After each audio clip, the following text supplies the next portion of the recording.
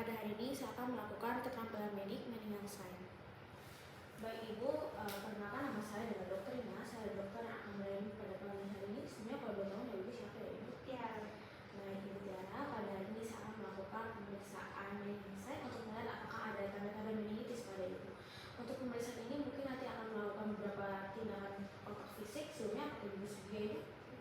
Dan kalau Ibu bersedia, mungkin Ibu bisa berbaring di sini terlebih dahulu dengan relaxan Ibu. Saya akan mencuci tangan saya terlebih dahulu.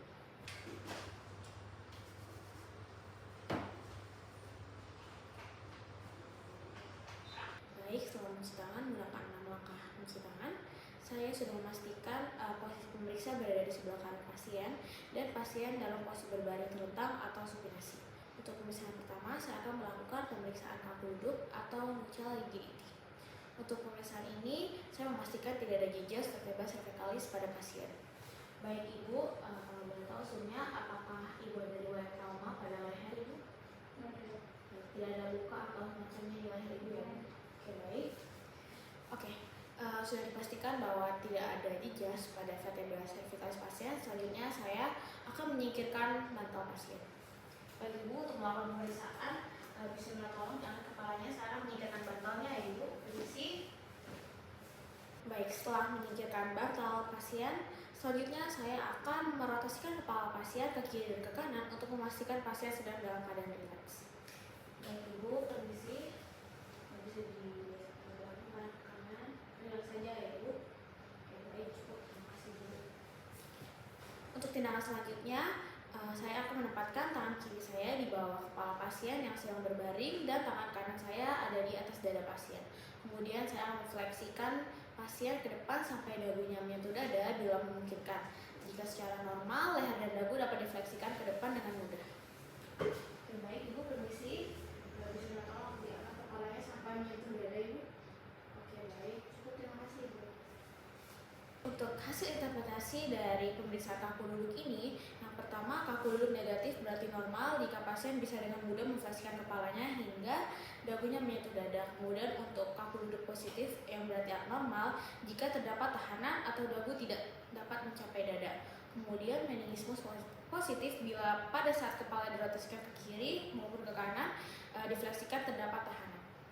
Pada pasien sendiri, kaku duduk negatif berarti normal karena ketika pasien memfleksikan kepalanya dapat dengan mudah dagunya bertemu dengan dada. Maka dari itu pasien dalam keadaan normal. Untuk pemeriksaan selanjutnya, saya akan melakukan pemeriksaan Brudzinski 1. Untuk pemeriksaan ini, saya akan memastikan pasien sudah berbaring terlentang atau supinasi tanpa bantal kepala. Bisa dilihat pasien sendiri sudah berbaring dan tidak ada bantal kepala. Kemudian saya memastikan pemeriksa berada di sebelah kanan pasien. Kemudian selanjutnya saya akan menempatkan tangan kiri di bawah kepala pasien yang sedang berbaring dan tangan kanan berada di atas dada pasien. Kemudian saya akan melakukan fleksi kepala secara cepat sampai dagu menyentuh dada jika memungkinkan.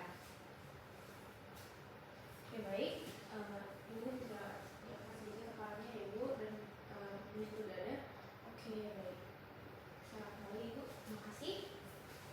Baik, untuk interpretasi hasil dari pemeriksaan ini, Brudzinski 1 negatif atau normal jika pada saat fleksi kepala tidak terjadi fleksi involuntar kedua tungkai pada sendi lutut. Kemudian Brudzinski 1 positif atau abnormal jika pada saat fleksi kepala terjadi fleksi involuntar kedua atau salah satu tungkai pada sendi lutut.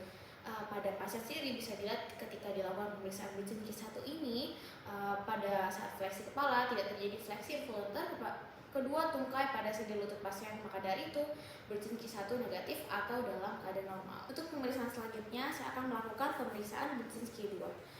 Untuk pemeriksaan ini pasien sudah berbaring terlentang pada posisi supinasi tanpa bantal kepala. Kemudian pemeriksa juga sudah berada di sebelah kanan pasien. Selanjutnya saya akan mengangkat salah satu tungkai kaki dan memfleksikan lutut pasien sampai menyentuh perut sambil mengamati tungkai atau kaki yang kontralateral ikut fleksi atau tidak.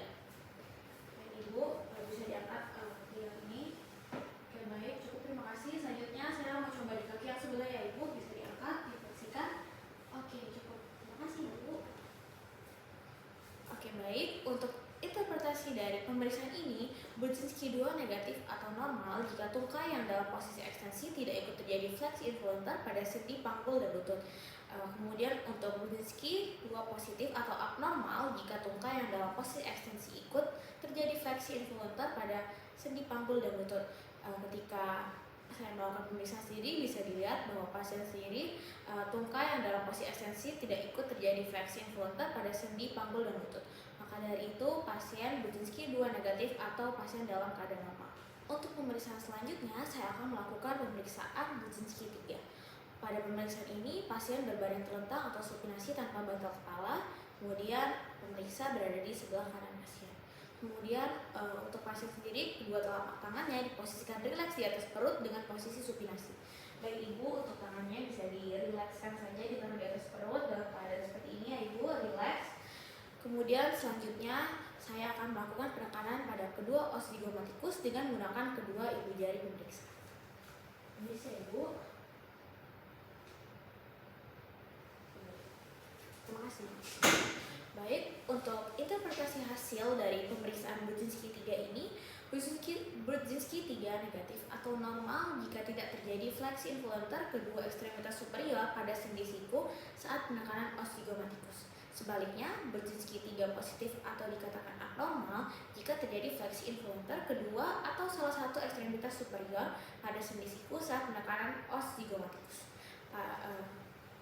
Kemudian pada pasien sendiri bisa dilihat pada saat saya melakukan penekanan pada os zigomatikus tidak terjadi fleksi involuntar kedua ekstremitas superior pada sendi siku. Maka dari itu bisa dikatakan pasien Brudzinski 3 negatif atau dalam keadaan normal. Untuk pemeriksaan selanjutnya saya akan melakukan pemeriksaan Brudzinski 4. Di mana pada pemeriksaan ini pasien juga berbaring terlentang atau dalam keadaan supinasi tanpa bantal kepala. Kemudian saya sebagai pemeriksa berada di sebelah kanan pasien. Kemudian pada pemeriksaan ini saya akan melakukan penekanan yang keras pada os pubis dengan menggunakan kedua tangan saya. Permisi ibu, mohon maaf bila kurang nyaman. Terima kasih ibu.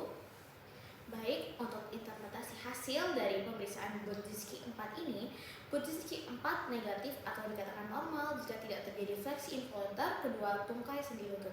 Sebaliknya, Brudzinski 4 positif atau dikatakan abnormal jika terjadi fleksi involuntar kedua atau salah satu tungkai sendi lutut. Pada pasien sendiri bisa dilihat tidak terjadi fleksi involuntar kedua tungkai sendi lutut, maka dari itu Brudzinski 4 negatif atau dapat dikatakan normal. Kemudian untuk pemeriksaan yang terakhir, selanjutnya saya akan melakukan pemeriksaan Kerninsheim. Baik, pada pemeriksaan ini posisi pasien berbaring terlentang atau dalam keadaan supinasi dan saya sebagai pemeriksa berada di sebelah kanan pasien. Kemudian saya akan mengangkat tungkai kaki pasien, memfleksikan paha 90 derajat, kemudian memfleksikan lutut 90 derajat. Di mana selanjutnya saya akan meluruskan lutut pasien sampai membentuk sudut 180 derajat. Baik ibu, bisa tolong diangkat ya kakinya, kemudian difleksikan, kemudian diangkat lagi sampai 180 derajat ibu. Oke, berdiri sendiri, nggak ada.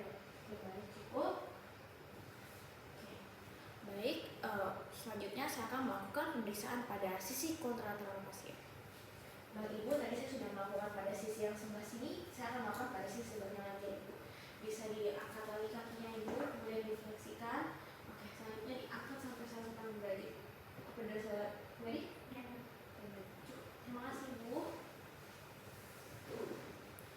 Baik, untuk interpretasi hasil dari pemeriksaan ini, Kerninsheim negatif atau dalam keadaan normal jika ekstensi lutut mencapai minimal 135 derajat. Sebaliknya, Kerninsheim positif atau abnormal jika ekstensi lutut tidak mencapai sudut 135 derajat atau terdapat rasa nyeri. Maka dari itu, ketika saya melakukan pemeriksaan pada pasien, ekstensi lutut dapat mencapai minimal 135 derajat dan tidak terdapat rasa nyeri.